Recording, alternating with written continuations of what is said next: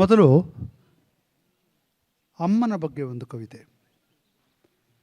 ನನಗೆ ಅಮ್ಮ ಅಂದರೆ ತುಂಬ ಪ್ರೀತಿ, ಜೊತೆಗೆ ಜೋಗಿ ಕವಿತೆ ಅಂದರೆ ಭಾಳ ಪ್ರೀತಿ. ಜೋಗಿ ಬರೆದಿರುವಂಥ ಅಮ್ಮನ ಬಗ್ಗೆ ಒಂದು ಕವಿತೆ ಓದೋದಕ್ಕೆ ಇಷ್ಟಪಡ್ತೇನೆ. ಅಮ್ಮನ ಸಿಟ್ಟನ್ನು ನೋಡಿದಷ್ಟು ಅಮ್ಮನ ಪ್ರೀತಿಯನ್ನು ನೋಡಲಿಲ್ಲ ನಾನು. ಅಮ್ಮನ ಸಿಟ್ಟನ್ನು ನೋಡಿದಷ್ಟು ಅಮ್ಮನ ಪ್ರೀತಿಯನ್ನು ನೋಡಲಿಲ್ಲ ನಾನು.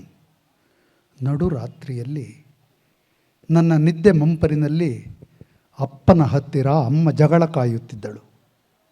ಒಂದೆಳೆ ಅವಲಕ್ಕಿ ಸರ ಮಾಡಿಸಿ ಕೊಟ್ಟಿಲ್ಲ ಎಂದು ಕೂಗಾಡುತ್ತಿದ್ದಳು.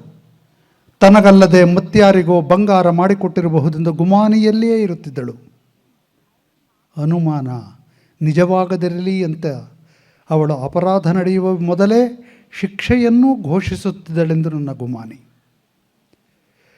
ನಿನ್ನ ಜೊತೆ ಬಾಳಲಿಕ್ಕಾಗದು ಅಂತ ಅಮ್ಮ ರೇಗಿದಾಗೆಲ್ಲ ಅಪ್ಪ ಕಲ್ಲು ಬಂಡೆಯಂತೆ ವಿಚಲಿತನಾಗದೆ ಕೂತಿರುತ್ತಿದ್ದ. ಅಮ್ಮ ಮನೆ ಬಿಟ್ಟು ಹೋಗುತ್ತೇನೆ ಎಂದು ಘೋಷಿಸಿದ ದಿನ ಹುಟ್ಟು ಕಿವಿಡನಂತೆ ಇದ್ದು ಬಿಡುತ್ತಿದ್ದ. ಅವಳಾಡಿದ ಮಾತು ತನಗೆ ಕೇಳಲೇ ಇಲ್ಲವೆಂಬಂತೆ ನಡೆದುಕೊಳ್ಳುತ್ತಿದ್ದ. ಅಮ್ಮ ತಾನು ಅಂಥ ಮಾತು ಆಡಲೇ ಇಲ್ಲವೆಂಬಂತೆ ಅಮ್ಮ ಮಾರನೆಯ ಬೆಳಗ್ಗೆ ಮಂಜುಗಣ್ಣಲ್ಲಿ ಹಸಿಕಟ್ಟಿಗೆಯ ಒಲೆ ಊದುತ್ತಿದ್ದಳು.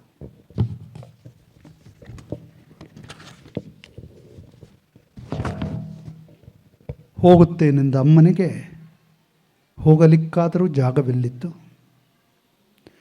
ಮನೆ ಬಿಟ್ಟು ಅದೆಲ್ಲಿಗೆ ಹೋಗಬಹುದಾಗಿತ್ತು ಅವಳು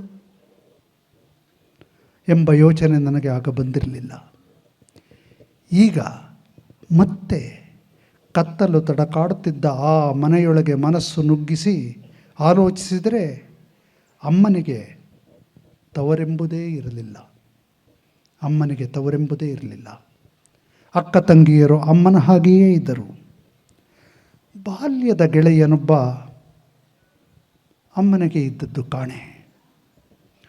ಆಮೇಲೆ ಅವಳನ್ನು ಪ್ರೀತಿಸಿದವರನ್ನು ನಾನು ಕಾಣೆ.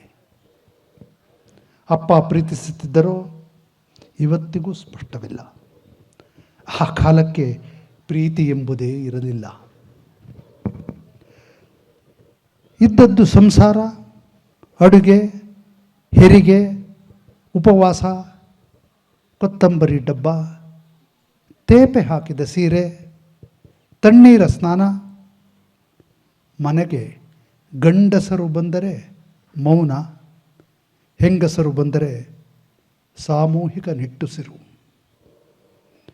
ಅಮ್ಮನ ಮೇಲೆ ಬಂದ ಕವಿತೆಗಳನ್ನೆಲ್ಲ ಓದಿದ ಮೇಲೆಯೂ ಅಮ್ಮನ ಮೇಲೆ ಬಂದ ಕವಿತೆಗಳನ್ನು ಓದಿದ ಮೇಲೆಯೂ ಅಮ್ಮ ಇಡಿಯಾಗಿ ದಕ್ಕದ ಮೂರ್ತಿ. ಮೂರ್ತಿ ನೆನಪಾಗದ ಚಿತ್ರ ಅರ್ಧ ಬರದ ಆತ್ಮಕತೆ. ಪೂರ್ತಿ ನೆನಪಾಗದ ಚಿತ್ರ ಅರ್ಧ ಬರದ ಆತ್ಮಕತೆ. ಅದು ನನ್ನ ಅಕಾಲಿಕ ಸಾವು. ನಾನು ಹೊತ್ತು ತಿರುಗುವ ನನ್ನದೇ ಅನಾಥ ಶವ. ಪೂರ್ತಿ ನೆನಪಾಗದ ಚಿತ್ರ ಬರದ ಆತ್ಮಕತೆ ನನ್ನ ಅಕಾಲಿಕ ಸಾವು. ನಾನು ಹೊತ್ತು ತಿರುಗುವ ನನ್ನದೇ ಅನಾಥ ಶವ.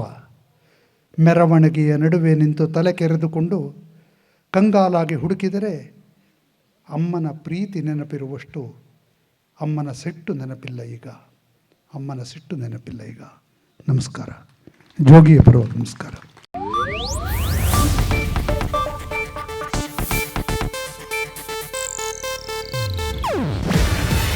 ಇದು ಏಷ್ಯಾನೆಟ್ ನ್ಯೂಸ್ ನೆಟ್ವರ್ಕ್ ಪ್ರಸ್ತುತಿ.